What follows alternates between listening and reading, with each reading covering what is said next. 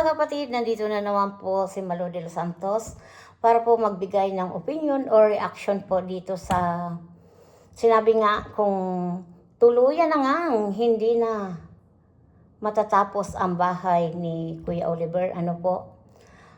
Kasi alam niyo po mga kapatid, iniisip ko rin kung anong mahiwaga talagang pag-uugali nitong si Ansing.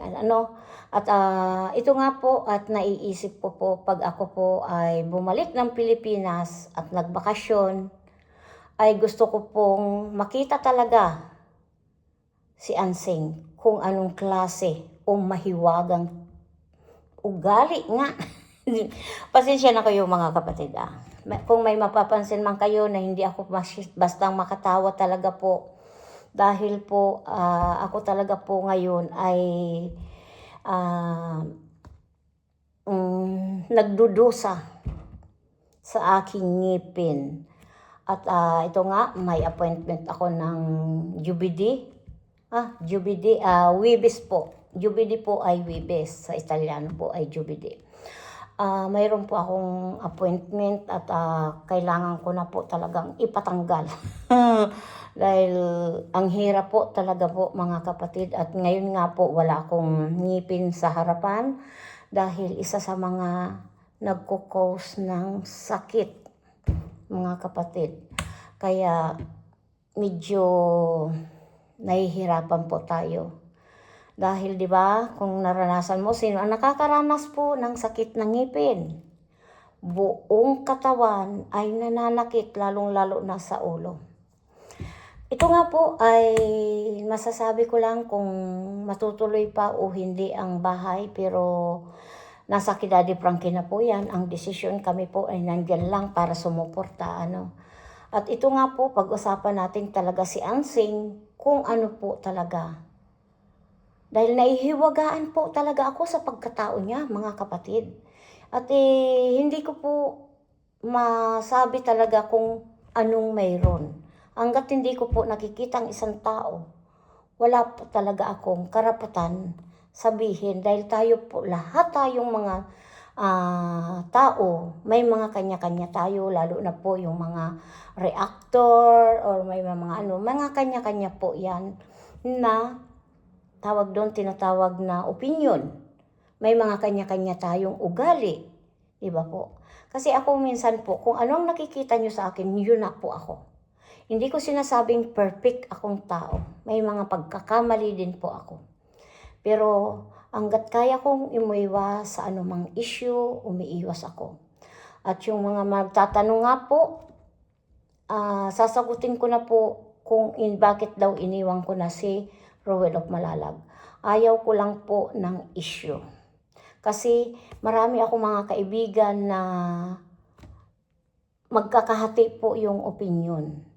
Diba po? Ako, mga kapatid, lahat po na opinion nyo, rinirespeto ko dahil may mga kanya-kanya tayo pong pag-uugali, mga kanya-kanyang paniniwala. Kaya rinirespeto ko po. Kaya kung ako man po ay hindi na nagre-reaction or nanahimik na ako at hindi na rin ako sumusuporta, ayaw ko na rin pong suporta ako dito sa isa, suporta ako dito dahil may nasasaktan po ako. Ayaw ko rin po na masaktan yung isa, masaktan dito yung mga followers nung isa, followers dito. Kaya gusto ko na lang po na tahimik, mga kapatid. Ganun po ako. Kahit sinabi ko po na patuloy ako magsusuporta dito sa isa at susuporta din dito sa isa, hindi ko po masasabing walang magagalit sa akin. Kaya mas maganda po na ganito na lang, na tahimik, na pare-parehas na wala tayong kinakampihan, di ba? Dahil ayaw ko na talaga po. Kung ano po yung issue na nandoon po ako, lalo na dahil kung sa issue marami tayong pwedeng, sabi nga, sawsawan. Pero po, mas more charity lang po ako, more sa pagtulong. Gayan po dito kay Daddy Frankie. Kung ako po ay nandito kay Daddy Frankie, mas minabuti ko po dahil mas masaya ako. Dahil si Daddy Frankie po, walang reactor na nag-away-away, tahimik, kung ano lang ang issue, nandoon lang, di ba? Si Daddy Frankie kasi, kung maaari, ayaw niya po talaga yung may issue. Kaya mas maganda na rin po yung nandoon ako sa community ni Daddy Frankie dahil more pagtulong lang. Kung may maitutulong po tayo, ay tutulong tayo sa abot ng ating makakayanan, di ba po? Ganun lang po tayo mga viewers na patuloy na nagsusuporta kay Daddy Frankie, di ba po, mga kapatid? At sana ay maunawaan niyo ako dahil yun po talaga ako.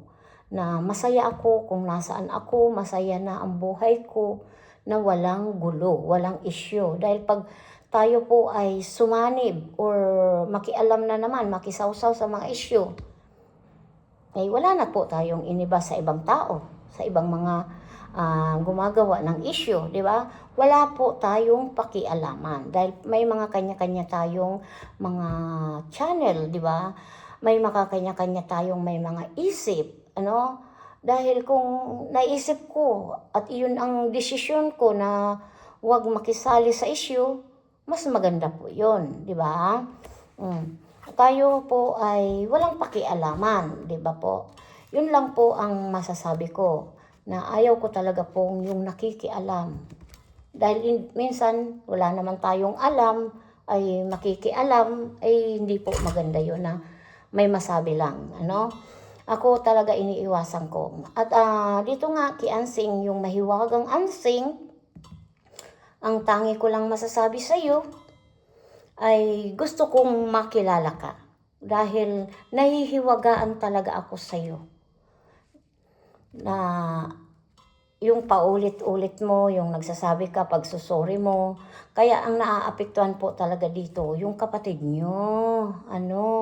Nakakaawa po si Oliver, mga kapatid. Oliver po talaga lang dito ang concern namin at lalong-lalo na si Daddy Frankie, di ba? Kaya ang masasabi ko po, mga kapatid, gusto ko pong makita si Ansing. Yun lang. Dahil nahihiwagaan talaga ako sa kanyang pinakikita, lalong-lalo na kay Daddy Frankie, Dahil parang sinasabi nga ng mga tao, hindi nahihiya, walang respeto, at gusto siyang nasusunod.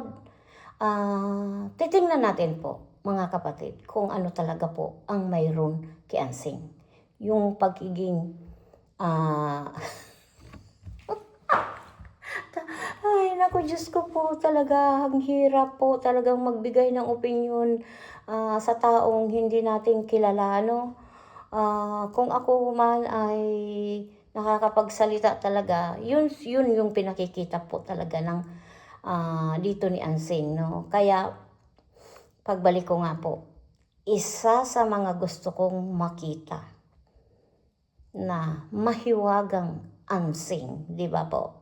Kaya hanggang dito na lang, mga kapatid, suportahan po natin si Daddy Frankie na patuloy po natin dahil po ay siya po yung talagang tumutulong. At sabi nga, kung ano man ang desisyon ni Daddy Frankie ay respetuhin na lang natin dahil siya po yung nakakakita po sa kalagayan po ni Ansing at Kuya JJ at ni Oliver, di ba po?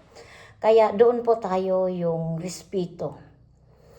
Kung hindi na rin po ipapatuloy ni Daddy Frankie, ang maaapektuhan po talaga dito si Oliver dahil kawawa po talaga. Dahil ang concern po talaga ng mga viewers, lalong-lalo na ni Daddy Frankie, ay si Oliver, di ba po, mga kapatid? Kaya suporta na lang po tayo. At hanggang dito na lang, please support Daddy Frankie at sa kanyang team at Aling Rochelle. At siyempre naman po, pakiyakap na rin po si Malo de los Santos. Yung hindi pa po naka-subscribe kay Malo de los Santos, please subscribe po. At pindutin nyo na lang po yung all button po para lagi kayong updated sa aking mga sinasabi. At ito po ay siguro naman po ay hindi naman sa Webis ay makakaginhawa na po tayo, Ayan, thank you so much po sa mga viewers na patuloy nagmamahal kay Malo de los Santos. At maraming salamat. Mabuhay po tayong lahat at kapag may alam, lagi po tayong masaya at hindi tayo malilinlang na sinuman. Mabuhay. We love you so much po sa inyong lahat. Bye-bye.